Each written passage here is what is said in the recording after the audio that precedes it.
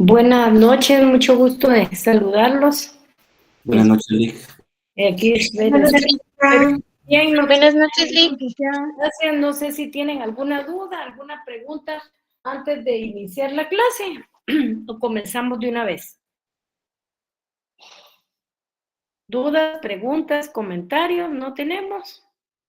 Bueno, entonces, mira ahí la lámina, disculpen. No, Lick, no se mira. No se mira nada. Permítanme entonces, vamos a... ¿Qué manda? Espérenme. Vamos a ver aquí.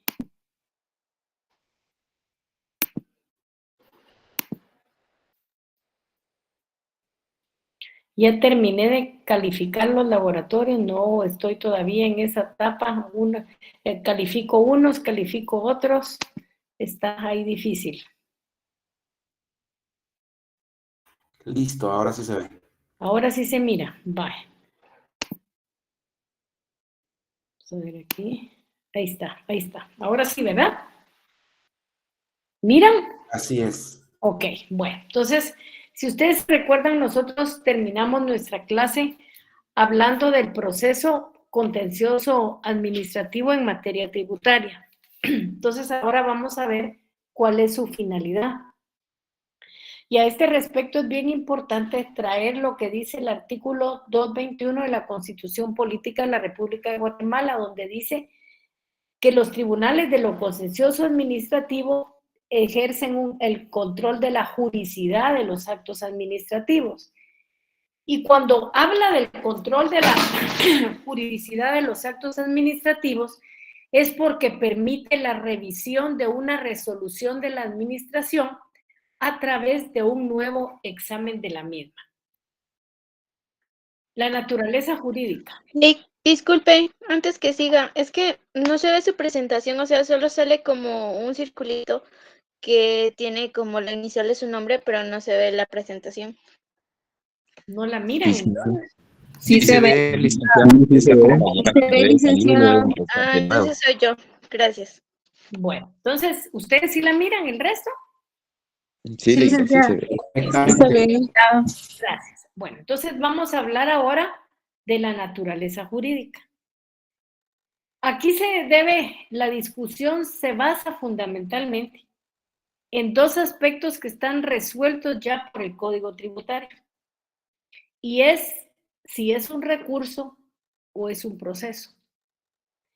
El proceso contencioso está conceptualizado en nuestra Constitución y en la Ley de lo Contencioso Administrativo, aunque de manera expresa se considera como un proceso. ¿Por qué? Porque tiene todas las características de un proceso donde una de las partes hace valer sus inconformidades en contra de la otra.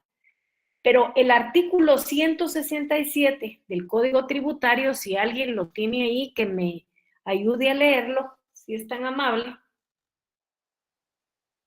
Si alguien tiene por ahí el Código Tributario, que lo ponga en el artículo 167, si es tan amable.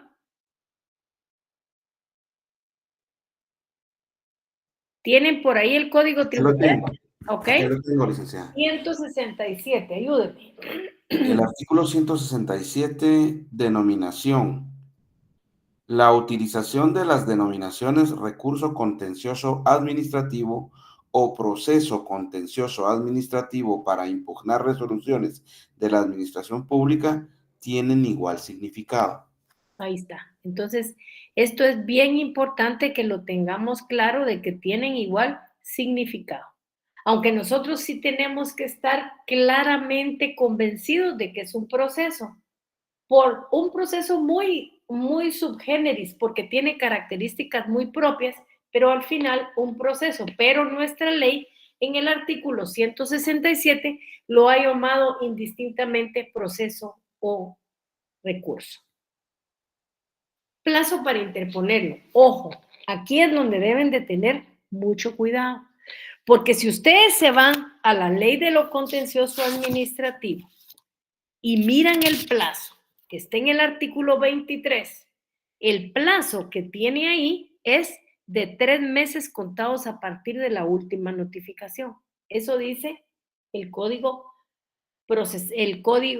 la ley de lo contencioso administrativo, pero nuestro código tributario, que es el que nos abre las puertas para poder interpretar todo esto, nos dice que para interponer el recurso son 30 días, contados a partir del día hábil siguiente a la fecha en que se hizo la última notificación.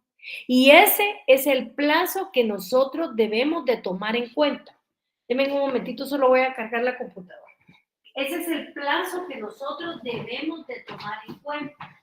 ¿Y por qué es el plazo que nosotros debemos de tomar en cuenta?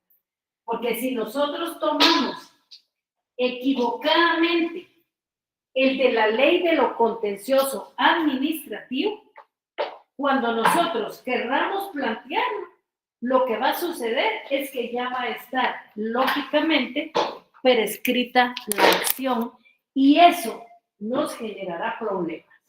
Entonces nosotros podemos aplicar, porque así lo dice el Código Tributario, podemos aplicar la ley de lo contencioso administrativo siempre y cuando no esté opuesta al Código Tributario. Pero aquí el Código Tributario tiene sus normas propias y el Código Tributario está determinando que son 30 días. Entonces, ¿cuál es el plazo para interponer el contencioso? De conformidad con nuestro Código Tributario, 30 días hábiles, contados a partir del día hábil siguiente a la fecha en que se hizo la última notificación de la resolución del recurso de revocatoria o reposición en su caso. Aquí solo a manera de historia y de información, es bueno que ustedes tengan esta referencia, y es que de este artículo referido al plazo se plantearon 2 inconstitucionalidades, pero la Corte ya las resolvió y esto se derivó de los expedientes 112-2004 y 129-2004. Y el artículo, lógicamente, está vigente. Y el planteamiento de las inconstitucionalidades fue debido a que se consideró que se violaba el principio de igualdad en relación al plazo siguiente para el planteamiento del contencioso común. O sea, dijo, ¿cómo es que para el común va a ser 3 meses y para lo contencioso va a ser tributario, va a ser 1 mes? Y efectivamente lo que se dijo es que lo más importante son los recursos del Estado, razón por la cual no se violaba el principio de igualdad. Procedencia. De acuerdo al artículo 161 del Código Tributario y sus reformas, el recurso o procedimiento contencioso procede, en primer lugar, contra las resoluciones de los recursos de revocatoria y reposición, que están dictadas por la Administración Tributaria y el Ministerio de Finanzas Públicas. Eso eran en los procesos antiguos. Cuando la ley de la Superintendencia de Administración Tributaria crea el tributa, es contra las resoluciones de los recursos de revocatoria dictadas por el tributa, porque el tributa es el órgano especializado que creó la Superintendencia de Administración Tributaria para que el directorio ya no mire ningún recurso, porque si el directorio comienza a ver todos los recursos, ya no va a tener tiempo para ver las cuestiones que de verdad son importantes dentro de la propia administración tributaria. Les voy pidiendo que si se les va presentando dudas, no tengan ninguna pena, me interrumpen y me preguntan. Este recurso contencioso se interpondrá ante la sala que corresponda del Tribunal de lo Contencioso Administrativo por medio del Centro de Servicios Auxiliares de la Administración de Justicia, económico coactivo y contencioso administrativo del organismo judicial. En memorial de interposición del recurso, deberá llenar los requisitos establecidos en el artículo 61 del Código Procesal Civil y Mercantil y 28 de la Ley de lo Contencioso Administrativo. ¿Cuáles son los recursos previos?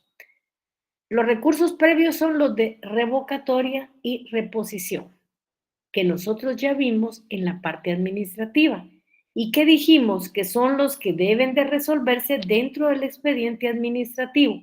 Hablamos también que como ya el directorio ya no mira recursos, la mayoría de recursos son de revocatoria porque son los que resuelve el tributa. ¿Quién es el tributa? Es el Tribunal Administrativo y Aduanero que creó la ley de la Superintendencia de Administración Tributaria para que conozcan los recursos previos, que es efectivamente el de revocatoria. El contenido de la demanda. El contenido de la demanda está indicado en el artículo 28 de la Ley de lo Contencioso. Si ahí ustedes leen, ahí están todos los aspectos que debe de tener una demanda, que son casi los mismos que deben de interponerse cuando utilizamos el artículo 61 del Código Procesal Civil y Mercantil. Eso quiere decir que el memorial de demanda debe de contener estos aspectos. Luego, hay un artículo que es el 29 que se llama de documentos y dice: el actor acompañará los documentos en que funde su derecho, siempre que estén en su poder. En caso contrario, indicará el lugar donde se encuentre o la persona que los tenga en su poder para que el tribunal los requiera en la resolución que le dé trámite a la demanda. El artículo 30. El artículo 30 en la práctica no se aplica por disposición propia del órgano judicial. ¿Por qué? Porque este artículo 30 lo que dice es que el memorial de demanda puede presentarse directamente a la sala del Tribunal de lo Contencioso Administrativo, a lo cual vaya dirigido, o a un juzgado de primera instancia departamental, quien lo trasladará al tribunal que deba conocer de él. Eso es lo que dice este artículo 30. Las demandas deberán presentarse para su distribución, porque así hay una disposición interna del organismo judicial en el Centro de Servicios Auxiliares Civil, Económico, Activo y Contencioso Administrativo. Esa es la disposición. Este trámite es muy subgéneris y aquí se da algo que no se da en ningún otro procedimiento, y es que la ley habla de una subsanación de faltas o del rechazo de la demanda. Y esto es que si el memorial de demanda presenta errores o deficiencias, pero que al juicio del tribunal son subsanables, eso quiere decir que pueden tener una solución, se señalará un plazo para que el demandante lo enmiende. Caso contrario, si la demanda presenta errores, deficiencias u omisiones insubsanables a juicio del tribunal, lo rechazará de plano. Esto yo sé que ustedes no lo han visto en ningún procedimiento porque es subgéneris. Y esto es lo que dice el artículo 31 de la Ley de lo Contencioso Administrativo. Por eso es importante que nosotros revisemos la Ley de lo Contencioso Administrativo. Y dice tal como yo se los puse, dice: si el memorial de demanda presenta errores o deficiencias que a juicio del tribunal sean subsanables, se señalará plazo para que el demandante lo enmiende. Si la demanda presentara errores, deficiencias u omisiones insubsanables, a juicio del tribunal, esta lo rechazará de plano. Y aquí volvemos a decir por qué el artículo 30 no tiene validez. Porque en materia tributaria, el memorial de demanda debe presentarse al Centro de Servicios Auxiliares para su distribución, quien lo cursará al Tribunal de lo Contencioso Administrativo que le corresponda. Y realmente no es solo en materia de lo contencioso, sino en cualquier materia. Sí tenemos que tener clarísimo que eso está en cualquier materia. Ese artículo prácticamente 30 ha quedado lógicamente sin aplicación. ¿Por qué? Por una disposición interna de la Corte Suprema de Justicia que ha generado un centro de servicios auxiliares con una disposición bien clara. Y esa disposición bien clara es que va a existir un centro de servicios auxiliares para que la distribución sea completamente equitativa. Luego tenemos el orden que manda así. Sí, licenciada, me surge un poco de duda debido a que en este caso, con respecto a lo que estamos hablando del artículo 30 de la Ley de lo Contencioso Administrativo, ¿una disposición judicial es superior a la ley? Lo que pasa es que si usted se da cuenta, tampoco la ley de lo contencioso prácticamente es una ley ordinaria, pero el organismo judicial puede organizar la recepción de las demandas como él lo considera conveniente, y así lo hizo, por una finalidad fundamental. Lo que pasa es que, imagínese usted que aquí se corre, y ese es el asunto, que la mejor sala es la sala cuarta. Y todos saben que la sala cuarta resuelve rápido, resuelve bien, y todas las demandas se van ahí. Entonces, para que la distribución sea equitativa y cada quien no busque a su juez, es que efectivamente dentro de la esfera interna del organismo judicial puede reglamentar en dónde se va a presentar el memorial, porque ese trámite de presentación de demanda es de él. Entonces él solo viene, recibe la demanda, la distribuye y la lleva a la sala correspondiente. Con esa finalidad, con la finalidad fundamental de buscar la distribución equitativa de las demandas. Hasta este momento, nadie ha planteado una inconstitucionalidad y esto está vigente. Gracias, licenciada. Entonces, el artículo 32 de la Ley de lo Contencioso dice que dentro de 5 días hábiles siguientes de recibida la demanda, el tribunal solicitará los antecedentes con informe circunstanciado directamente al órgano administrativo correspondiente, con apercibimiento de que en caso de incumplimiento se le procesará por desobediencia, además de que el tribunal entrará a conocer del recurso teniendo como base el dicho del actor. Aquí es otra cosa que llama poderosamente la atención. No sé si a mí me llama y a ustedes no, pero aquí lo primero que se solicita son los antecedentes directamente a un órgano administrativo. O sea, no es como en otra demanda que lo primero que se hace es admitir para su trámite. No, aquí antes de admitir para su trámite se están pidiendo los antecedentes con un informe circunstanciado. ¿A quién? Al órgano administrativo correspondiente, con apercibimiento de que en caso de incumplimiento se le procesará por desobediencia, además de que el tribunal entrará a conocer del recurso teniendo como base lo dicho por el actor. El órgano administrativo requerido, que en el caso que nos interesa a nosotros es el tributa, enviará los antecedentes con el informe circunstanciado dentro de 10 días hábiles siguientes a aquel en que haya recibido el periodo de remisión. Si la autoridad no lo envía, el tribunal admitirá para su trámite la demanda, sin perjuicio de que la administración puede presentarse en cualquier etapa procesal y presentar el expediente respectivo. Esto es bien importante porque si no lo envía el tribunal, admitirá para su trámite la demanda sin perjuicio de que la administración pueda presentarlo en cualquier etapa del proceso. Luego tenemos el artículo 33 y este artículo 33 ya nos habla de la admisión. Y este artículo dice, encontrados los antecedentes en el tribunal, este examinará la demanda en relación a los mismos. Si la encontrare arreglada a derecho, la admitirá para su trámite. La resolución se dictará dentro de los 3 días siguientes a aquel en que se han recibido los antecedentes o en que se haya tenido el plazo para su envío.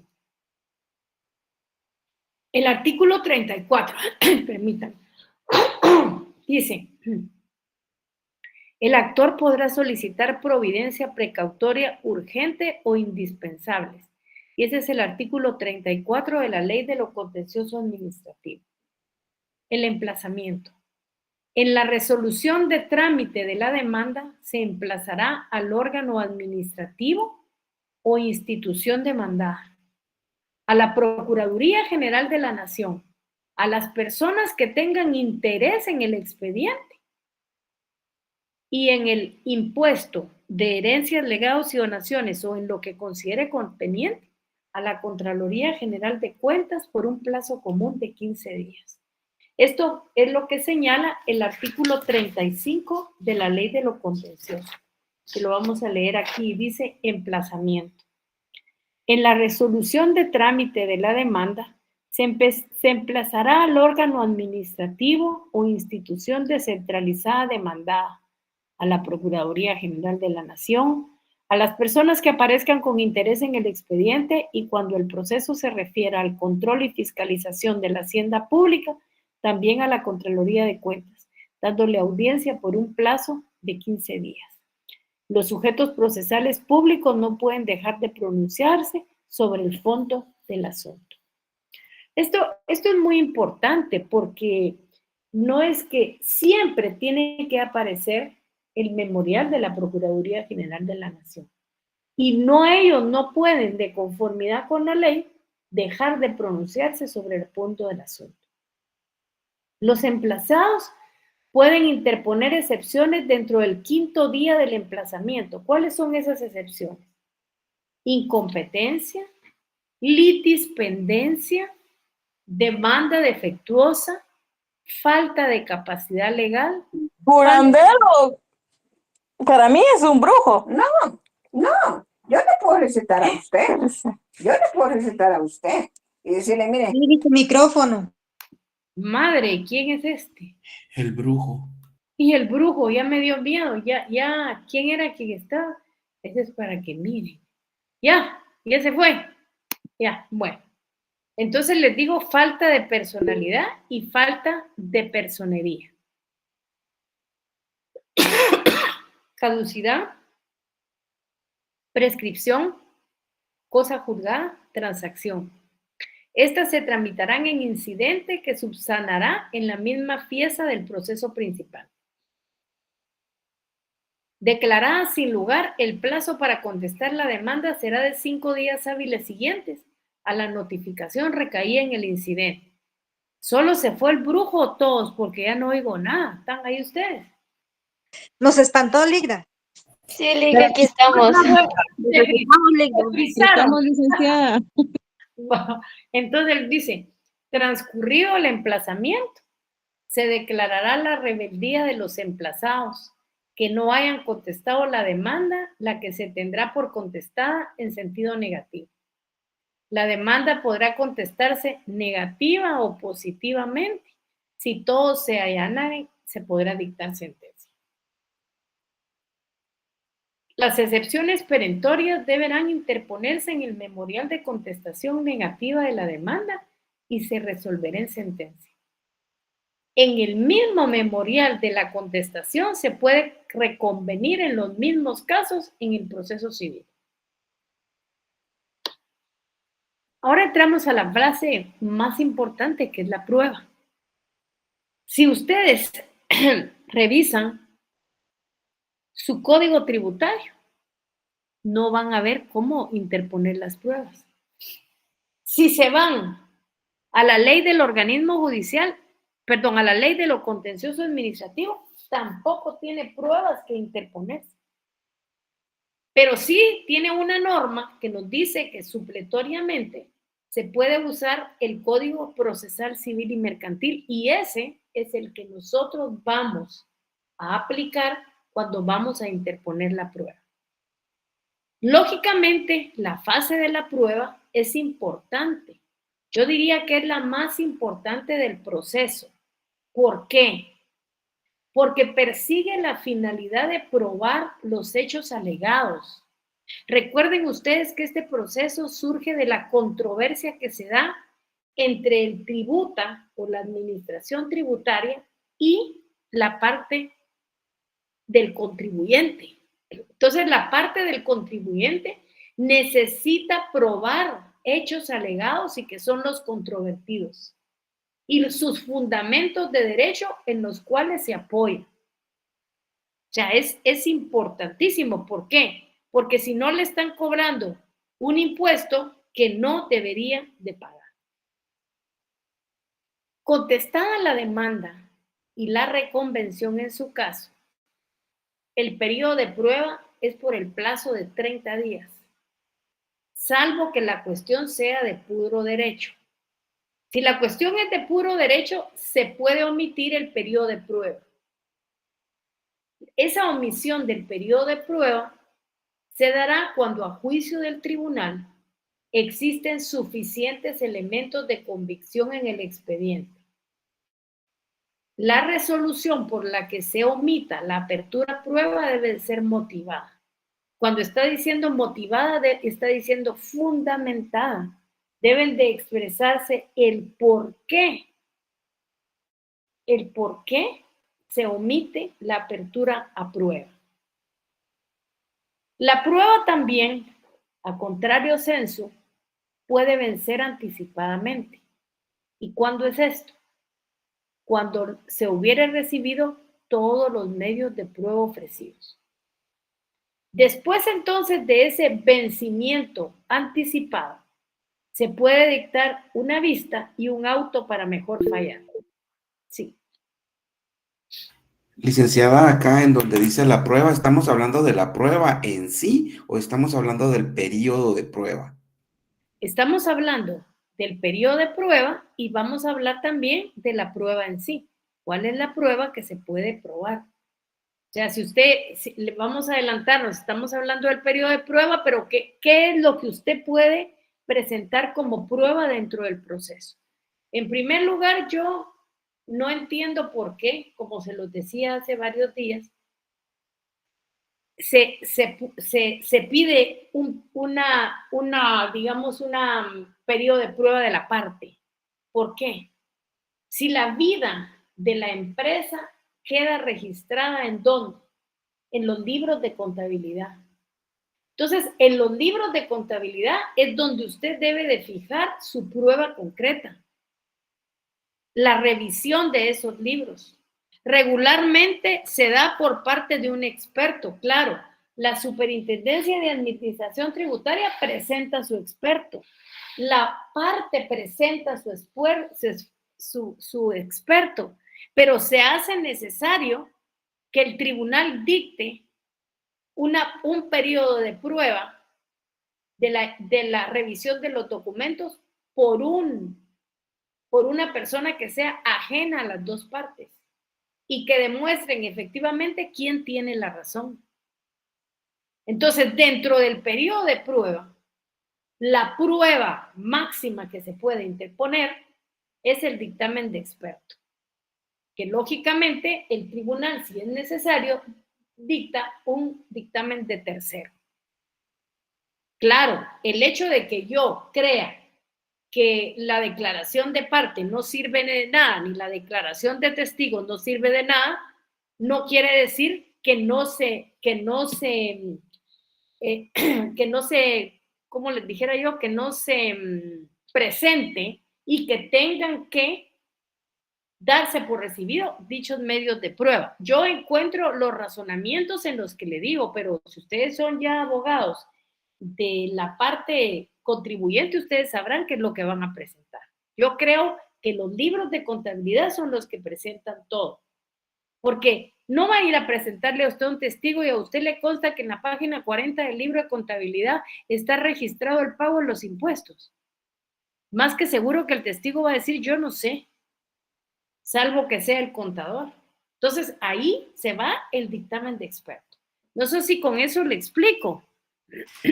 Sí, licenciada, lo que sucede es que debemos recordar que pues esto se da dentro del mundo de los negocios y hay cuestiones bastante subjetivas que pues dan lugar al nacimiento de un negocio y a un hecho generador.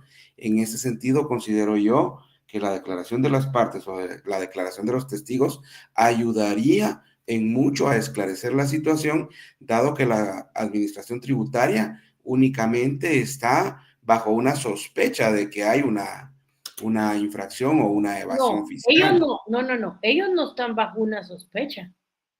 Ellos están claramente convencidos de que hay un ajuste por falta de pago o por pago indebido, porque ellos tuvieron que haber revisado dentro del expediente administrativo ese tipo de cuestiones. Y eso precisamente es la resolución controvertida, la que la parte contribuyente va a tratar de explicarle al tribunal. Por eso le digo, yo creo que no, pero usted, o sea, mi práctica y lo que yo he visto en los tribunales de lo contencioso me dice a mí que no, pero usted es el abogado y usted puede interponer lo que considere conveniente. Pero sí debe de considerar que para el gerente ir a una declaración de parte no es tan feliz, ¿va? Pero si usted cree que va a presentar todas esas cosas para que el tribunal lo pueda ver, perfecto. Por eso hacía la aclaración. Yo creo que no, pero ustedes tendrán la última palabra. Gracias, licenciada. Entonces, luego viene sentencia, vista y auto para mejor fallar.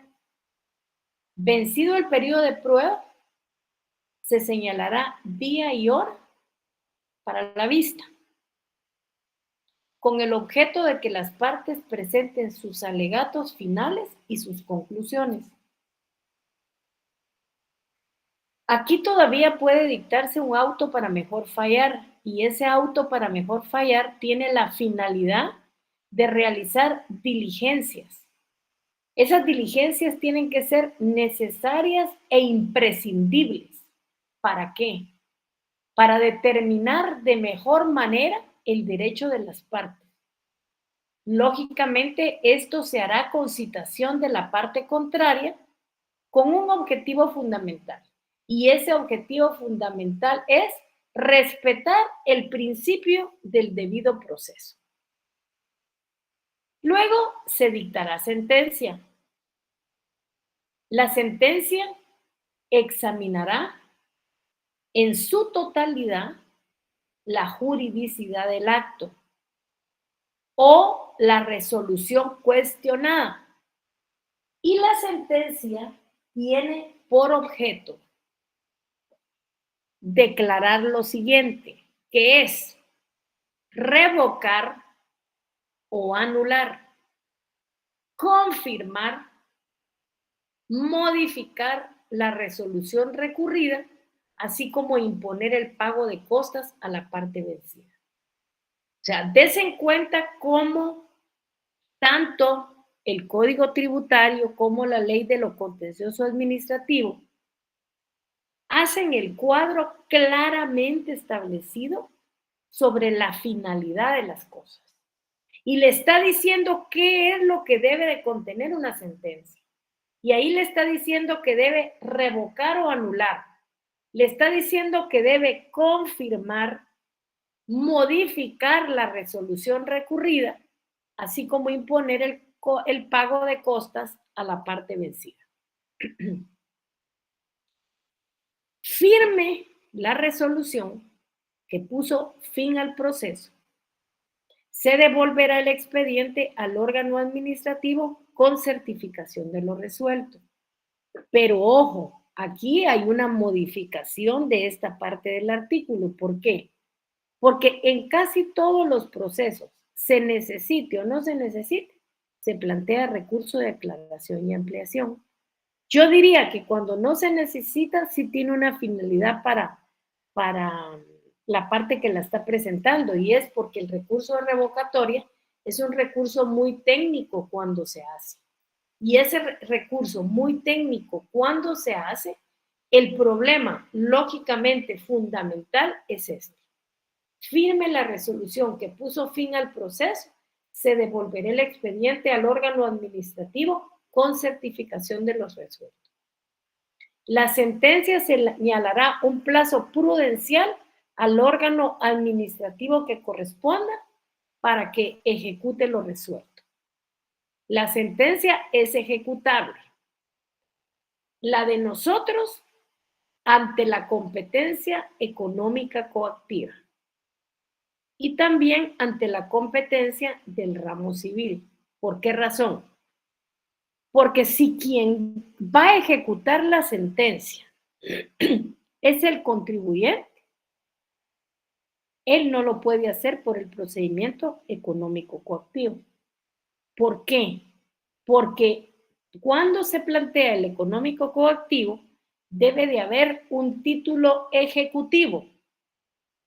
Y él no va a tener un título ejecutivo porque no es la administración pública. Entonces, ¿a él qué le queda? A él le queda ejecutar esa sentencia ante los tribunales competentes del ramo civil. Regularmente, quien ejecuta esto siempre es la administración tributaria cuando no le han pagado un dinero y ha quedado establecido en un título ejecutivo. ¿Por qué? Porque el económico coactivo, saben ustedes, es un proceso de ejecución que se basa, valga la redundancia, en un título ejecutivo que trae aparejada una cantidad líquida, exigible y de plazo vencido. No sé si hay alguna duda, algún comentario que quieran hacer. Contra las resoluciones y autos que pongan fin al proceso, procederá el recurso de casación. El recurso de casación, ustedes saben que tiene una práctica muy importante y ese recurso de casación es que solo pueden interponerse por fondo y por forma. Y ese se sustancia de acuerdo a lo dispuesto en el Código Procesal Civil y Mercantil. Aquí hay un resumen que yo les he hecho para que todo les quede claro, pero antes, ¿alguna duda, alguna pregunta, algún comentario? La resolvemos de una vez si son tan amables. ¿Dudas, preguntas, comentarios? ¿Ya se fueron? ¿Están ahí? Ya estamos. No tienen, bueno. Entonces les digo que hay un aspecto bien importante que no tienen que olvidar, que se pueden subsanar faltas. Si el memorial de demanda presenta errores o deficiencias subsanables, el tribunal señalará plazo para que el demandante lo corrija. O puede de una vez decir, tiene errores, esos errores son deficientes, ya no pueden ser subsanadas por el tribunal y lo rechaza de plano. O sea, aquí está lógicamente, estamos prácticamente a lo que el tribunal quiera resolver. Estamos en las manos del tribunal. Si el tribunal considera que son errores que se pueden ser subsanables, pues los corrigen, da un plazo y se corrigen. Ahora, si lógicamente no se puede, lo rechaza de plano.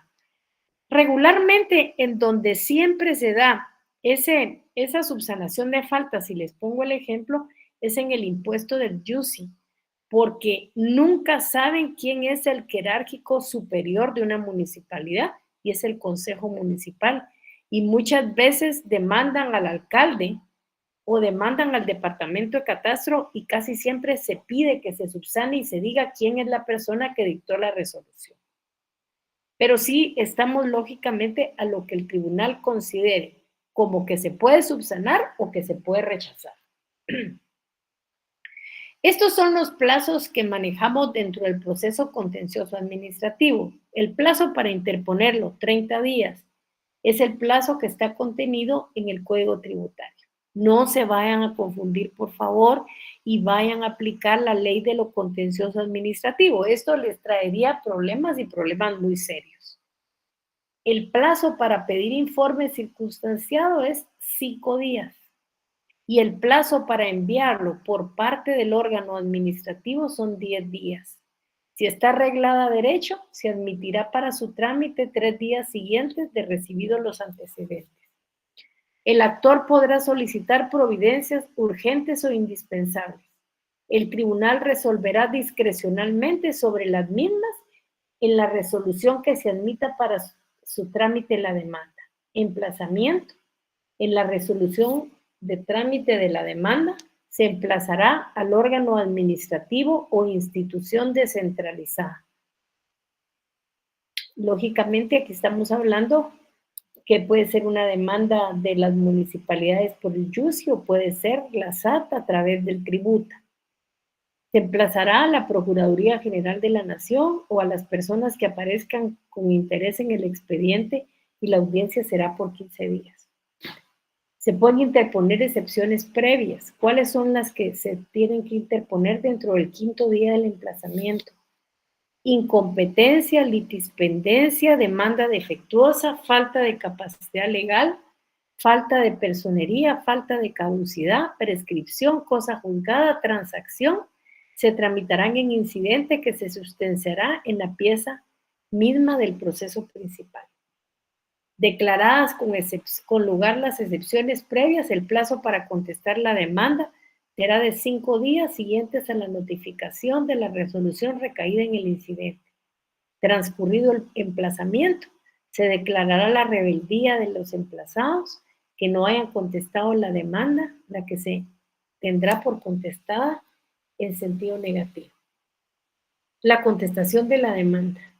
La contestación de la demanda puede ser negativa o positiva. O sea, la demanda puede contestarse negativa o positivamente. Si todos se allanaren, se dictará sentencia. El memorial de allanamiento podrá presentarse con firma legalizada. En caso contrario, deberá ratificarse. La contestación negativa debe de ser razonada en cuanto a fundamentos de hecho y de derecho. Excepciones perentorias.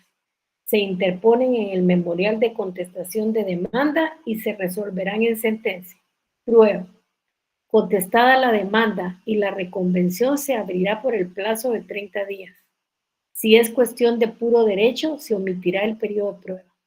La que se omitirá si el tribunal así lo considera porque existen suficientes elementos de convicción. La resolución por la que se omita la prueba será motivada. Vencimiento anticipado. El periodo de prueba puede declararse vencido cuando se hubieran recibido todos los medios de prueba ofrecidos. Vista. Vencido el periodo de prueba, el tribunal señalará día y hora para la vista, y si la piden puede ser pública. Auto para mejor fallar. Transcurrida la vista, el tribunal podrá, si lo estima necesario, dictar auto para mejor fallar en un plazo que no exceda de 10 días. Para practicar cuantas diligencias fueren necesarias, para determinar el derecho de los litigantes, indicando en dicho auto las que habrán de practicarse y las que se afectarán con la parte contraria. La sentencia. Será examinada en su totalidad la juridicidad del acto o resolución cuestionada. Y aquí se puede revocar, confirmar o modificar. Se pueden interponer recursos de aclaración y ampliación y casación ante la Corte Suprema de Justicia, Cámara Civil. Yo les pregunto, dudas, preguntas, comentarios. Abrimos este periodo para esta situación. Si tienen alguna duda, algún comentario, si quieren bajar una demanda, pueden hacerlo perfectamente bien si son tan amables. En Senado hay muchas demandas de lo contencioso y ahí la pueden tener y la pueden trabajar si son tan amables. Dudas, preguntas, comentarios, estamos para servirle.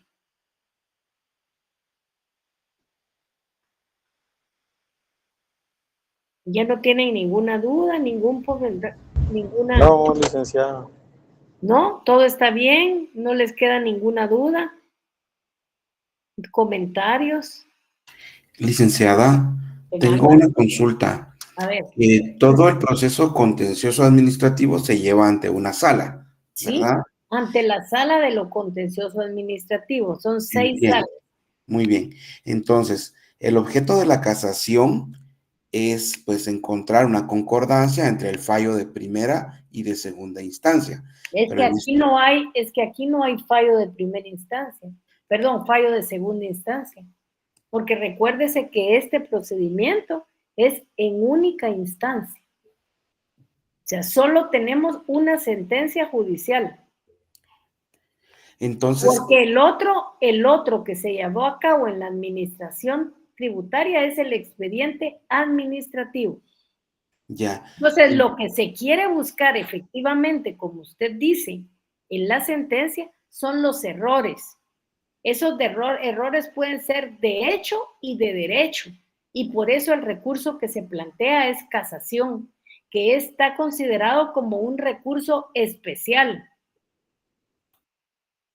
Ya. Entonces sí tenemos que tener claro, porque yo les expliqué, esta no es una sala de apelaciones, porque la sala de apelaciones mira el fallo del juzgado y mira la decisión de la sala. Aquí el procedimiento es en única instancia. El que dicta la sentencia es la sala. Los errores que se van a ver son los errores de la sentencia que dictó la sala.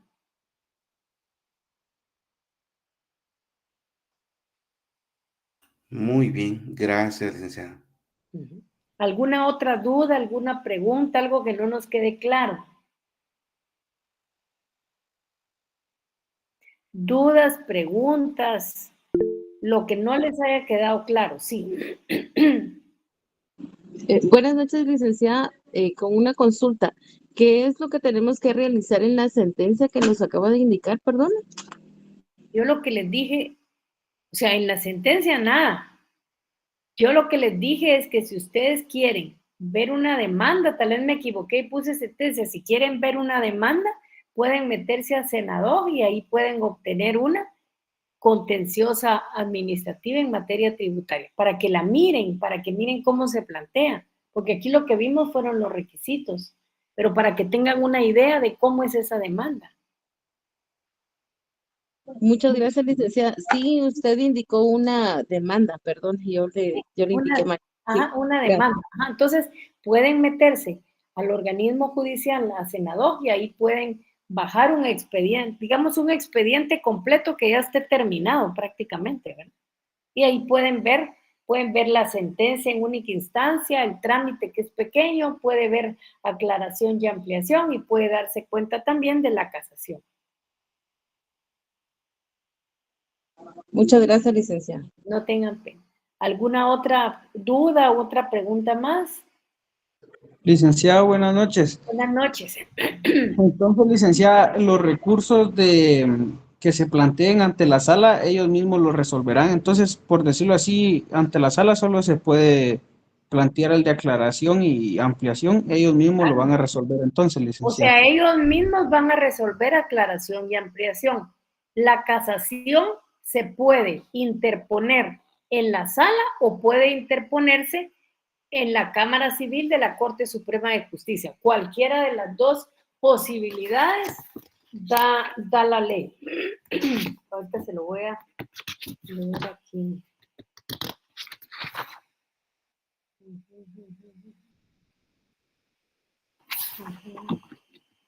Sí, pero sí puede ir a interponerla en cualquiera de las partes, porque eso es lo que dice el recurso de casación en el Código Procesal Civil y Mercantil, que creo que es el artículo 600, espérenme. 600, aquí está. Dice 619, dice legitimación, los directa y principalmente interesados en un proceso o sus representantes legales tienen derecho de interponer recurso de casación ante la Corte Suprema de Justicia. El escrito puede entregarse al tribunal que dictó la resolución recurrida o a la Corte Suprema, y esta deberá contener además los requisitos de toda primera solicitud, designación del juicio y de otras partes en el que intervienen, fecha y naturaleza de la resolución recurrida, fecha de notificación del recurrente y de la última, si fueran varias las partes en el juicio, el caso de procedencia, indicando el artículo e inciso que lo contenga. Artículos e incisos de la ley que se estimen infringidos y doctrinas legales en su caso, de acuerdo con lo dispuesto en el artículo 627. Si el recurso se funda en error de derecho o de hecho, en la apreciación de las pruebas, debe indicarse en qué consiste el error alegado a juicio del recurrente e identificar en el caso de error de hecho sin lugar a dudas, el documento o acto auténtico que demuestre la equivocación del juzgador. Luego está la procedencia. Solo procede contra sentencias o autos definitivos de segunda instancia no consentidos expresamente por las partes que terminen juicios ordinarios de mayor cuantía. Eso es lo que dice la ley. Gracias, licenciada. No sé, ¿alguna otra duda más? ¿Una pregunta? Bueno, si no tienen ninguna duda más, ninguna pregunta, ningún comentario, nos quedaríamos entonces aquí y nos miramos el jueves si son tan amables. Muchísimas gracias, licenciada. Gracias, licenciada. Buenas noches. Feliz noche, licenciada. Cuídense, adiós. Buenas noches, licenciada.